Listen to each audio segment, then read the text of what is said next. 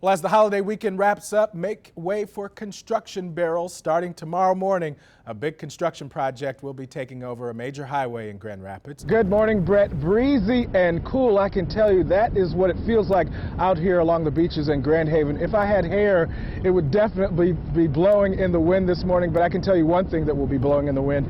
That is those red flags, because there are some dangerous conditions here along the lakeshore. Matter of fact, take a look behind me. You can see a lot of white-capped wave activity here along the beaches in Grand Haven. And we're here in the 24-hour tracking center this morning. We're talking all things Father's Day here this morning, and I was looking on social media, Facebook, Twitter, and all the pictures that people are posting of themselves and their dad, some of them from way, way back. Really interesting to see, but I was telling you, my dad was never a big picture taker. So, I mean, I found a couple when I used to live in Atlanta like 10 years ago, but Dad looked good, but I didn't look good, so I wasn't going to put it out there. You gotta look for some pictures of you as like a kid. I know, and I think there's a couple, but then I have to get Mom to try to figure out how to take a picture, of the picture and then send it to me, and then that's just like, you know, that's hard to do. That's what I did for the picture that I have up now. I think I'm about 5. I like that one. That is great. Took a picture of a picture, because I mean, think about all the access to digital that we have now. Right. And things have just changed so much. So hey, you could take a picture of a picture with this, right? A new era is about to begin. Tomorrow, David Rohinsky will start his new job as the police chief for the city of Grand Rapids. Good morning, everyone. I'm Mark Thompson. Welcome to Daybreak. I'm here alongside Storm Team 8 meteorologist Terry DeBoer, who has been up all night, camped out over there in the 24-hour tracking center. I think she had a little grill set up. And oh man, I'm starving. You can maybe hear my stomach rumbling. That's why I'm on my 3rd pot of coffee. So how about that? But she was there to keep an eye on the storms that rolled through overnight to make sure everyone stayed safe. Right. And what was it looking like last night and now into this morning? Well, all right, Terry, thank you. We'll check back shortly. And don't be surprised to see some tree limbs downed and over some of the roadways this morning. The storm overnight snapped some trees in half. These are pictures of a tree down on 32nd Avenue in Greenlee. That's just south of Hudsonville in Ottawa County. Now, this morning it was blocking the southbound lane, but it has since been cleared from the roadway. And the storms also knocked out power to thousands of people in West Michigan. And 24-Hour News 8's Coco McAvoy joins us live from Grand Rapids this morning to break down those outage numbers. Good morning, Coco. All right, Coco, thank you. Tragic news to report. Police in Bridgman are investigating after a pedestrian was hit and killed by a train. This happened last night at 10 o'clock on the tracks by Lake Street. Witnesses told police that the victim was hit by the train while trying to run across the railroad tracks, despite the fact that the gates were down and the warning lights were activated. The victim was located a short distance from the roadway.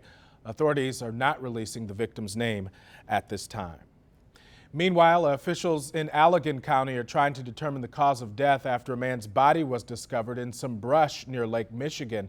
Search and rescue crews were called out to 114th Avenue in Finnville around 5:30 last night. Sheriff's deputies tell us that a rental property owner found a car in front of his property that didn't belong there and then called police. The car belonged to a man from Chicago that had been missing since June 30th. And was known to visit that area quite often. Right now, police don't know if his death was an accident, a suicide, or perhaps a homicide. His identity has not yet been released. We'll pass along an update as soon as we learn more. Firefighters in Ottawa County are trying to determine what caused a tractor to catch fire. This fire started around 4:30 this morning at Zalukas Greenhouse. At this point, it's unclear if there are any injuries, but we're told by dispatchers that the fire is now out. Today, family and friends will come together to remember a well-known photographer here in West Michigan. 52-year-old Jeff Dykhouse was killed last week by an SUV while riding his bike. A special memorial known as a ghost bike now rests in the 3200 block of Egypt Valley Avenue Northeast. That's the location where Dykhouse was killed. The ghost bike serves as a warning to drivers to be sure and watch out for bicyclists. A visitation for Dykhouse will take place today from 2 until 4 o'clock and then again from 6 until 8 at Metcalf Yonkall Funeral Home in Grand Rapids. Tomorrow there will be a memorial service at the Knapp campus of Ada Bible Church starting at 4 o'clock. New this morning, another amusement park ride stops in its tracks. This one is in China. The good news here is that 19 people are okay, but they were trapped on that ride for 2.5 hours. It sure looks cool, but that ride was rotating when it suddenly stopped more than 80 feet above the ground. Firefighters had to use a ladder to reach the stranded passengers. The ride has only been in operation for 10 days. The cause of that mechanical failure is currently under investigation. For the second day in a row, lightning has killed 2 national park visitors. Coming up, lots of fun events planned for Dad, but again, a simple phone call, maybe some FaceTime. We got technology now. We do. Folks, you can get on FaceTime. It's almost like you're there. Almost. Almost, not quite. Yep, definitely a phone call from my dad coming. He's obviously still sleeping though this morning, so. No, I think he's probably up watching you. Anyway, hello, Rick. A new survey finds many dads get the short end of the stick when it comes to gift giving. What? Say it ain't so. Well, coming up, we'll share with you what Dad really wants on Father's Day. Plus, we're anticipating an exciting announcement this week from Amazon. Still ahead, find out what some experts are speculating and what it will mean for the retail giant. 7:51 on your Sunday morning, and as I'm sure you know, it's also Father's Day. But a new survey finds that most of you spend more money on Mom for Mother's Day than you do for Dad on Father's Day.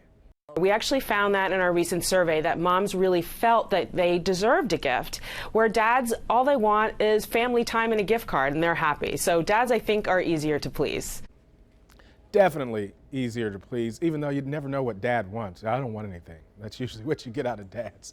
So what kind of items do dads really like to receive on Father's Day? Well, according to fatwallet.com, most dads want tools, especially the battery-operated cordless kind. They also prefer tech products. But if that's too pricey for you, think about some accessories such as a mobile charger, a Bluetooth speaker, or a great case for a lot of those electronic devices.